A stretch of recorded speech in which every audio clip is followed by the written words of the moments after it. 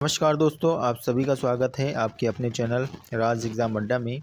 आज की क्लास हमारी उत्तराखंड की क्लास रहने वाली है और उत्तराखंड के महत्वपूर्ण प्रश्नों को आज की क्लास में हमने शामिल करा है। आगामी एग्ज़ाम के पॉइंट ऑफ व्यू से ये क्लास काफ़ी महत्वपूर्ण रहने वाली है। हर एक क्वेश्चन को हम एक्स्ट्रा फैक्ट के साथ देखने वाले हैं। आज के सबसे पहले प्रश्न की ओर चलते हैं। सबसे पहला हमारा प्रश्न है, कुमायूं परिषद की स्थापना का मुख्य उद्देश्य क्या था? किसका? कुमायूं परिषद की स्थापना का मुख्य उद्देश्य क्या था? कुमायूं परिषद की बात करें तो कुमायूं परिषद की स्थापना जो होती है कब? 1916 में इसकी स्थापना की गई और इसका जो मुख्य उद्देश्य था वो स्थानीय वन समस्याओं का निराकरण हेतु इसका मुख्य क्या था? उद्देश्य था। यानी ऑप्शन नंबर डी इसका आंसर हो जाएगा। स्थापना की बात करें तो सितंबर 1916 में इसकी स्थापना की गई और हरगोविंद पंत, जी गोविंद बल्लभ पंत, पतिदत्त पांडे के प्रयासों से कुमायूं परिषद की क्या की जाती है? स्थापना की जाती है। उद्देश्य की बात करें, सामाजिक, आर्थिक, राजनीतिक व शिक्षा संबंधित समस्याओं का हल खोजना था और इसका मुख्य उद्देश्य था कि स्थानीय वन समस्याओं के निराकरण का समाधान खोजना था। कुमायूं परिषद की पहले अधिवेशन की बात करें, पहला जो इसका अधिवेशन हुआ और जिसके अध्यक्ष कौन होते हैं? जयदत्त जोशी होते हैं। दूसरा कुमायूं परिषद का जो अधिवेशन होता है और ये होता है कब? 24 से 25 सितंबर 1918 को। तारादत्त गौरोला इसके क्या करते हैं? अध्यक्ष होते हैं। तीसरे अधिवेशन की बात करें तो तीसरा अधिवेशन 1919 अक्टूबर 1919 में हुआ और कहाँ पर? कोटद्वार में हुआ और इसके जो अध्यक्ष होते हैं राय बहादुर बद्रीदत्त जोशी। और चौथा अधिवेशन 1920 में काशीपुर में हुआ और जिसके अध्यक्ष रहे हरगोविंद पंत। 1926 में कुमायूं परिषद का कांग्रेस में क्या कर दिया जाता है? विलय। कुमायूं परिषद का जो कांग्रेस में विलय होता है कब? 1926 में होता है। तो ये महत्वपूर्ण जो बातें बताई गई हैं आपको इनको याद रखना है। एग्जाम में यहाँ से भी क्वेश्चन हमने बनते हुए देखे हैं। अगले क्वेश्चन की ओर चलेंगे। अगला जो आज का हमारा क्वेश्चन है, राज्य का प्रथम वन बंदोबस्त किस कुमायूं कमिश्नर के द्वारा कराया गया था? ठीक है, क्वेश्चन है कि राज्य का प्रथम वन बंदोबस्त किस कुमायूं कमिश्नर के द्वारा कराया गया? तो ये रेमजे के द्वारा कराया जाता है। रेमजे के शासनकाल की बात करें तो 1856 से लेकर और 1884 तक रेमजे क्या रहता है? कमिश्नर के पद पर रहता है। रेमजे ने नैनीताल को स्कूली शिक्षा के केंद्र के रूप में विकसित किया और 1869 में शेरवुड कॉलेज बनाता है। कब? 1869 में शेरवुड कॉलेज की स्थापना करते हैं और उत्तराखंड में आपदा प्रबंधन का प्रथम प्रयास जो किया जाता है वो रेमजे के द्वारा किया जाता है। रेमजे को कुमायूं का बेताज बादशाह भी कहा जाता है। अगले क्वेश्चन की ओर चलते हैं। अगला जो आज का हमारा क्वेश्चन है कि टिहरी राज्य का पहला भूमि बंदोबस्त कब हुआ था? टिहरी राज्य का पहला भूमि बंदोबस्त कब हुआ था? तो ये बंदोबस्त जो होता है 1823 में। कब हुआ? 1823 में ये बंदोबस्त किया हुआ था। ठीक है, सुदर्शन शाह ने 1823 में टिहरी का पहला भूमि बंदोबस्त कराया। यह पवार वंश के 55वें शासक थे। ये कला प्रेमी शासक था जिस कारण इन्हें कलाविदों का शिरोमणि भी कहा जाता है। सुदर्शन शाह ने राजधानी को श्रीनगर से 28 दिसंबर 1815 को टिहरी स्थानांतरित की थी। कब? 28 दिसंबर 1815 को इन्होंने क्या करा? श्रीनगर से राजधानी कहाँ ले गए? टिहरी के अंदर ले गए। सुदर्शन शाह ने सभासार ग्रंथ को 7 खंडों में लिखा था। ठीक है, कितने खंडों में लिखा? 7 खंडों में। और किस ग्रंथ को? तो सभासार ग्रंथ को सुदर्शन शाह के द्वारा 7 खंडों में लिखा गया था। अगले क्वेश्चन को चलते हैं। अगला जो आज का हमारा क्वेश्चन है, इनमें से राजीव गांधी साहसिक खेल अकादमी कहाँ स्थित है? तो राजीव गांधी साहसिक खेल अकादमी जो स्थित है वो टिहरी में स्थित है। रक्षा सूत्र आंदोलन टिहरी के भिलंगना क्षेत्र में 1994 में हुआ जिसके प्रणेता सुरेश भाई थे। ये एक्स्ट्रा फैक्ट है टिहरी से संबंधित। रणभूत कौतिक मेला टिहरी में लगता है। इस मेले में भूत नृत्य किया जाता है। टिहरी वन विभाग की स्थापना कब की जाती है? तो टिहरी वन विभाग की स्थापना 1885 में की जाती है। कहाँ पर? टिहरी के अंदर। तुरंग बली को टिहरी का लोक देवता कहते हैं। ठीक है, तो ये टिहरी से संबंधित कुछ बातें हैं जो याद रखने हैं। अगले क्वेश्चन की ओर चलते हैं। अगला आज का जो क्वेश्चन है कि रोलर एक्ट के विरोध में किस व्यक्ति की अध्यक्षता में रामगढ़ में एक सभा का आयोजन किया गया था? किसके विरोध में? रॉयल एक्ट के विरोध में। तो किनके द्वारा किया गया? तो गोविंद वल्लभ पंत के द्वारा किया गया था। गोविंद वल्लभ पंत की बात करें, इनका जन्म कब हुआ? 10 सितंबर 1987 में इनका जन्म हुआ और कहाँ, खूट गांव अल्मोड़ा के अंदर। 1946 में ये मुख्यमंत्री बनते हैं उत्तर प्रदेश के। 1955 में ये देश के गृह मंत्री बनते हैं। 1957 में इनको भारत रत्न से सम्मानित किया जाता है।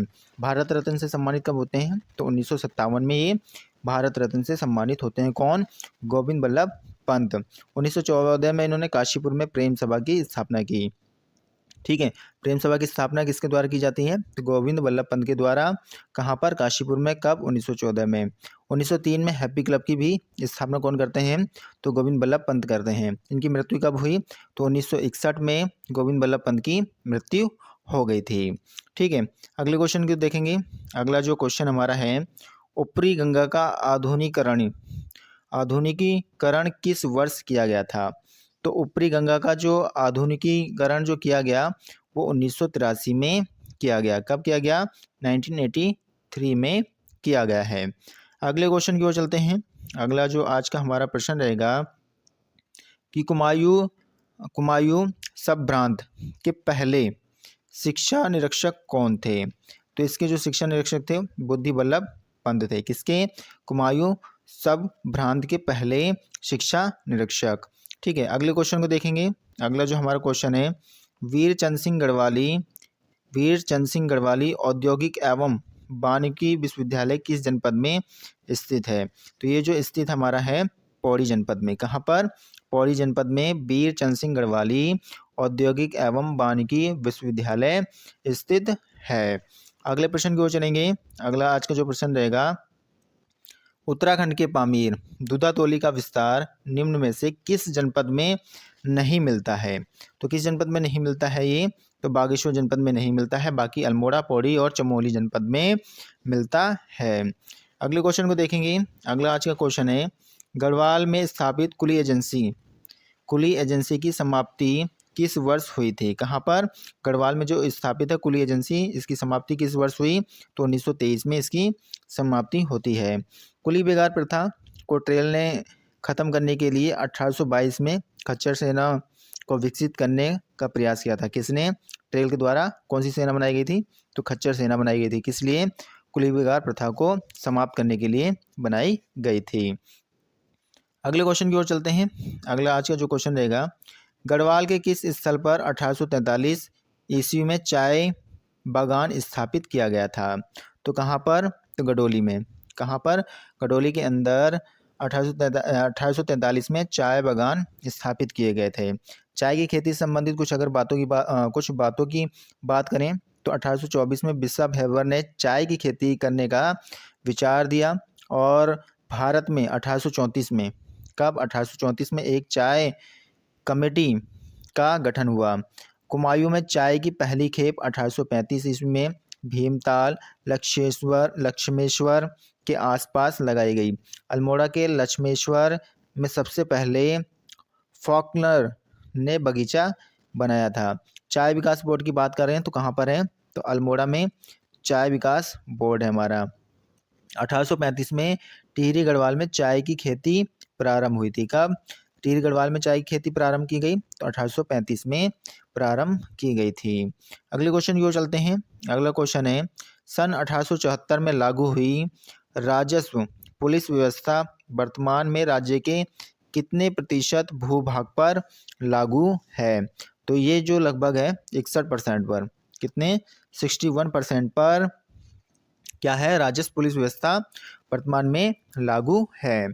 अगले क्वेश्चन की ओर चलते हैं। अगला आज का जो प्रश्न रहेगा, किस उत्तरवर्ती पवार शासक को ब्रिटिशर्स ने एक अतुलनीय राजा कहा था। तो किनको कहा गया, तो कीर्ति शाह को कहा गया था। अगले क्वेश्चन को देखेंगे। अगला क्वेश्चन हमारा क्या कह रहा है, इनमें से सम्मिलित नहीं है वो हमें बताना है। इनमें से कौन सा सम्मिलित नहीं है वो हमें बताना है। तो सर्वे ऑफ इंडिया कहाँ है, रुड़की में नहीं। सर्वे ऑफ इंडिया जो है वो देहरादून में है। इंडियन रिमोट सेंसिंग कहाँ है, देहरादून के अंदर है। डॉपलर रडार मुक्तेश्वर में है और यूसेक देहरादून में है। तो इसका पहला जो ही ऑप्शन क्या हो जाएगा हमारा आंसर हो जाएगा, सम्मिलित नहीं है। तो सर्वे ऑफ इंडिया कहाँ है, तो देहरादून में है, ना कि रुड़की के अंदर। अगले क्वेश्चन को देखेंगे। अगला जो आज का क्वेश्चन हमारा है, गढ़वाल के किस क्षेत्र में एक डॉपलर रडार कार्यरत है। ठीक है। गढ़वाल के किस क्षेत्र में एक डॉपलर रडार कार्यरत है? तो ये जो है कहाँ पर? टिहरी के अंदर है। कहाँ पर? टिहरी के अंदर एक डॉपलर रडार क्या है? कार्यरत है। अगले क्वेश्चन को देखेंगे। अगला जो आज का हमारा क्वेश्चन रहेगा, इनमें इनमें राज्य का प्राकृतिक सौंदर्य पर आधारित गीत कौन सा है? कौन सा गीत है? तो बारहमासा गीत। कौन सा गीत है? बारहमासा गीत है, जो कि प्राकृतिक सौंदर्य पर आधारित गीत है। ठीक है। खुदेड़ गीत की बात करें तो ये ससुराल में लड़की मायके के याद में गाती है। और चूरा गीत की बात करें, चूरा गीत के माध्यम से वृद्ध भेड़ चरवाहे युवा चरवाहों को सीख देखते हैं। पट गीत में उपदेशक की झलक दिखाई देती है। किसमें? पट गीत में किसकी झलक दिखाई देती है? तो उपदेशक की झलक दिखाई देती है। और क्वेश्चन था कि राज्य का प्राकृतिक सौंदर्य पर आधारित गीत कौन सा है? तो बारहमासा गीत है। अगले क्वेश्चन को देखेंगे। अगला जो आज का हमारा प्रश्न रहेगा, टिहरी राज्य प्रजामंडल की स्थापना कब की गई? तो टिहरी राज्य प्रजामंडल की स्थापना जब होती है 1939 में होती है। अगले प्रश्न को देखते हैं। अगला क्वेश्चन हमारा है, मुंशी हरिप्रसाद का संबंध किस संस्था से है? तो मुंशी हरिप्रसाद का जो संबंध है वो शिल्पकार सभा से है। किससे है? तो वो शिल्पकार सभा से संबंध किसका है? मुंशी हरिप्रसाद जी का संबंध किससे है? तो शिल्पकार सभा से है। शिल्पकार आंदोलन की बात करें तो कुमायूं में 1905 में टमटा सुधार सभा का गठन हुआ था। और 1911 में हरिप्रसाद टमटा ने दलितों के लिए शिल्पकार शब्द का प्रयोग किया था। 1931 में कुमायूं शिल्पकार सुधारणी सभा का अल्मोड़ा में गठन हुआ। अमन सभा की बात करें, अमन सभा नवंबर 1930 में लैंसडाउन में इसका क्या हुआ था? अमन सभा का गठन किया गया था। और जिसका उद्देश्य था अमन सभा की छावनी को राष्ट्रवादी आंदोलन से बचाना था। किसका उद्देश्य? तो किसका? तो अमन सभा का। ठीक है। तो अल्मोड़ा का प्रसिद्ध स्यालदे बिखोती मेला किस माह में आयोजित होता है? ठीक है। कौन सा मेला? स्यालदे बिखोती मेला किस माह में आयोजित किया जाता है? तो ये जो आयोजित होता है बैसाख के अंदर। कब? बैसाख के अंदर इसका आयोजन किया जाता है। अगले प्रश्न को देखते हैं। अगला जो हमारा क्वेश्चन रहेगा, किनमें से कौन सा 2024 में बेस्ट टूरिज्म विलेज, ठीक है, बेस्ट टूरिज्म विलेज में शामिल एक गांव नहीं है?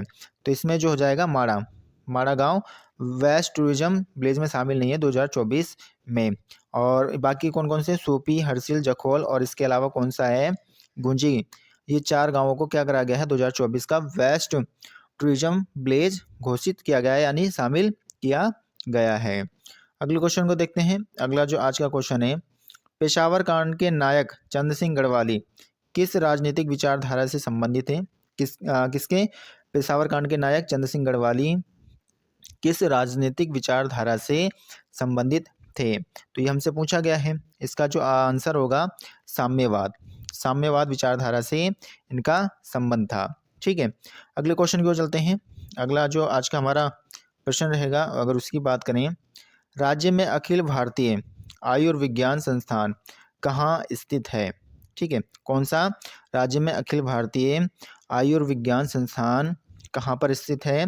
तो ये ऋषिकेश में स्थित है।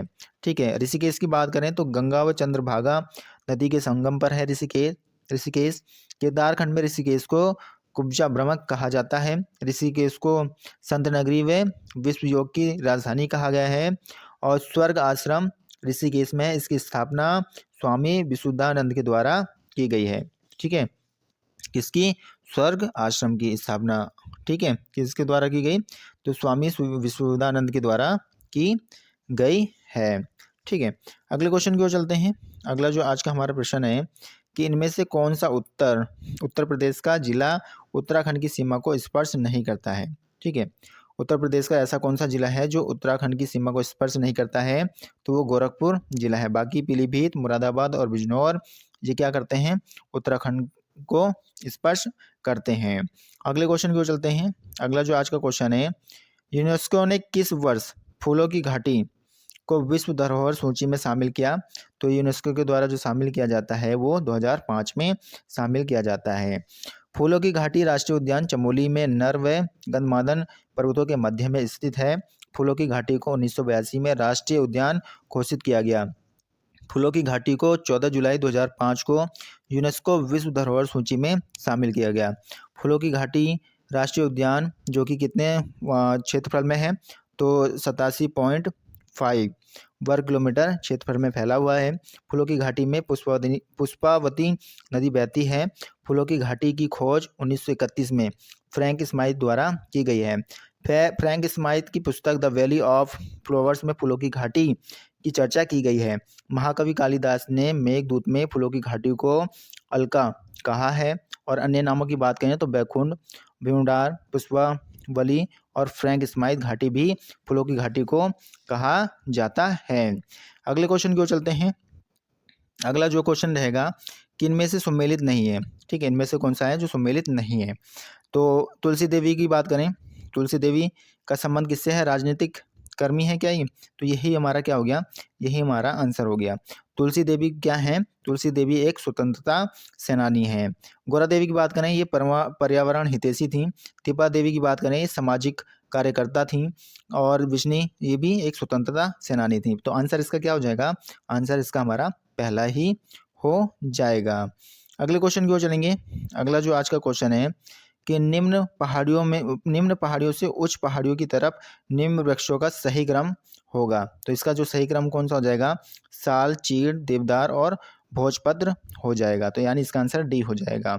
अगले क्वेश्चन की ओर चलते हैं। अगला जो क्वेश्चन है कि इनमें से किसके मध्य लघु हिमालय स्थित है? इनमें से किसके मध्य लघु हिमालय स्थित है? तो शिवालिक और किसके? महान हिमालय। शिवालिक और महा हिमालय के मध्य में कौन सा है? तो लघु हिमालय स्थित है। ठीक है, तो ये भी याद हमें रखना है। इस तरीके से भी क्वेश्चन बनते हैं। अगले क्वेश्चन की ओर चलते हैं। अगला क्वेश्चन है कत्यूरी वंश का संस्थापक किनको माना जाता है? तो कत्यूरी वंश का जो संस्थापक है वो कौन है? तो वसंत देव हैं। कार्तिकपुर राजवंश को उत्तराखंड का प्रथम ऐतिहासिक राजवंश माना जाता है। 700 ईस्वी में इस वंश का संस्थापक वसंत देव हैं। कौन से हैं? 700 ईस्वी में इस वंश के जो संस्थापक हैं वो वसंत देव हैं। और इस वंश के अभी तक 8 अभिलेख प्राप्त हुए हैं जिसकी लिपि कुटिला थी। इस वंश के प्रथम 3 परिवारों के 14 नरेशों ने 300 वर्षों तक शासन किया। कार्तिकेयपुर राजवंश की प्रारंभिक राजधानी जोशीमठ के दक्षिण में कार्तिकेयपुर नामक स्थान पर थी और उसके बाद अल्मोड़ा के कत्यूर घाटी स्थित वैजनाथ के पास बनाई गई। इस वंश से संबंधित ताम्रपत्र लेख बागेश्वर, पांडुकेश्वर, कंडारा व बैजनाथ से मिले हैं। इस वंश के राजा वसंत देव ने परम भट्टारक महाराजा अधिराज परमेश्वर की उपाधि धारण की। वसंत देव के बाद खरपर देव राजा बनता है। तो क्वेश्चन था कत्यूरी वंश का संस्थापक किनको माना जाता है? तो वसंत देव को कत्यूरी वंश का संस्थापक माना जाता है। अगले क्वेश्चन की ओर चलते हैं। अगला क्वेश्चन है ब्रिटिश गढ़वाल में जिला प्रशासन किसके अधीन था? तो ब्रिटिश गढ़वाल में जो जिला प्रशासन था वो डिप्टी कमिश्नर के अधीन था। अगले क्वेश्चन को देखेंगे। अगला क्वेश्चन है कि इनमें से किस स्थल पर सिखों के प्रथम गुरु नानक देव का आगमन हुआ था? तो किस स्थल पर हुआ था? तो मीठा रीठा साहिब में गुरु नानक देव जी का क्या हुआ था? आगमन हुआ था। अगले प्रश्न को देखते हैं। अगला जो हमारा प्रश्न है कुमायूं और गढ़वाल जिले के लिए अलग अलग डिप्टी कमिश्नर की नियुक्ति करने वाला पहला कमिश्नर कौन थे? तो ये जो थे लुसिंगटन। कौन थे? लुसिंगटन थे। अगले क्वेश्चन की ओर चलते हैं। अगला क्वेश्चन है खस परजिया बोली कौन सी? खस परजिया बोली किस वर्ग के अंतर्गत रखी गई है? तो ये पश्चिमी कुमाऊनी के अंतर्गत रखी गई है। तो ये बात याद रखनी है। अगले क्वेश्चन की ओर चलते हैं। अगला जो आज का क्वेश्चन है राज्य में आपदा प्रबंधन के लिए किस देश का मॉडल अपनाया गया? राज्य में आपदा प्रबंधन के लिए जो मॉडल अपनाया जाता है वो ऑस्ट्रेलिया का अपनाया जाता है। अगले क्वेश्चन को देखते हैं। अगला जो क्वेश्चन है कि इनमें से राज्य का सर्वाधिक ऊंचाई पर स्थित दर्रा कौन सा है? ठीक है, सबसे ऊंचाई पर स्थित दर्रा कौन सा है? तो थांगला दर्रा है इनमें से। ठीक है, और अगले क्वेश्चन की ओर चलते हैं। अगला क्वेश्चन है कि किसके द्वारा कहा गया कुली बेगार आंदोलन को असहयोग की पहली ईंट? ठीक है, किसके द्वारा कहा गया कुली बेगार आंदोलन को असहयोग की पहली ईंट? तो ये जो कहा जाता है स्वामी सत्यदेव, किसके? स्वामी सत्यदेव के द्वारा कहा जाता है। अगले क्वेश्चन को देखते हैं। अगला जो क्वेश्चन है कि अंतिम वन रिपोर्ट के अनुसार इनमें से सर्वाधिक खुले वन किस जनपद में स्थित हैं? तो ये पौड़ी जनपद में स्थित हैं। ठीक है, अंतिम वन रिपोर्ट के अनुसार सबसे ज़्यादा जो खुले वन स्थित हैं किस जनपद में? तो पौड़ी जनपद में स्थित हैं। अगले क्वेश्चन को देखेंगे। अगला क्वेश्चन है कोठारी दून इनमें से किस जिले में स्थित है? कोठारी दून इनमें से किस जिले में स्थित है? तो ये जो स्थित है भाई पौड़ी जिले में स्थित है। अगले क्वेश्चन की ओर चलते हैं। अगला जो क्वेश्चन है कि इनमें से किस नदी के उद्गम क्षेत्र में सर्वाधिक हिमानियाँ उपस्थित हैं? तो किस नदी के? तो अलकनंदा नदी। ठीक है, अलकनंदा नदी के उद्गम क्षेत्र में सबसे ज़्यादा हिमानियाँ क्या है? स्थित हैं। अगले क्वेश्चन को देखते हैं। अगला जो क्वेश्चन है इनमें से सुमेलित युग्म चुने। ठीक है, जो सुमेलित है उसका चुनाव करना में। तो पांडुकेश्वर ताम्रपत्र गोरखावंश, ये गलत है हमारा। और इसके बाद बात करते हैं सोमेश्वर ताम्रपत्र पवार वंश, ये भी गलत है। तालेश्वर ताम्रपत्र पर्वतागार, ये सही है, यानी ब्रह्मपुर। पर्वतागार राज्य यानी ब्रह्मपुर। तो ये हमारा क्या है? ऑप्शन नंबर सी क्या हो जाएगा? हमारा सही हो जाएगा। अगले क्वेश्चन को देखते हैं। अगला जो आज का क्वेश्चन है मुनि की रेती नामक स्थल किसको कहा जाता है? तो मुनि की रेती नामक स्थल जो कहा जाता है वो ऋषिकेश को कहा जाता है। तो आशा करूँगा आप सभी को आज की क्लास अच्छी लगी होगी। अगर आपको क्लास अच्छी लगी है लाइक शेयर एंड सब्सक्राइब करना ना भूलें। Thank you.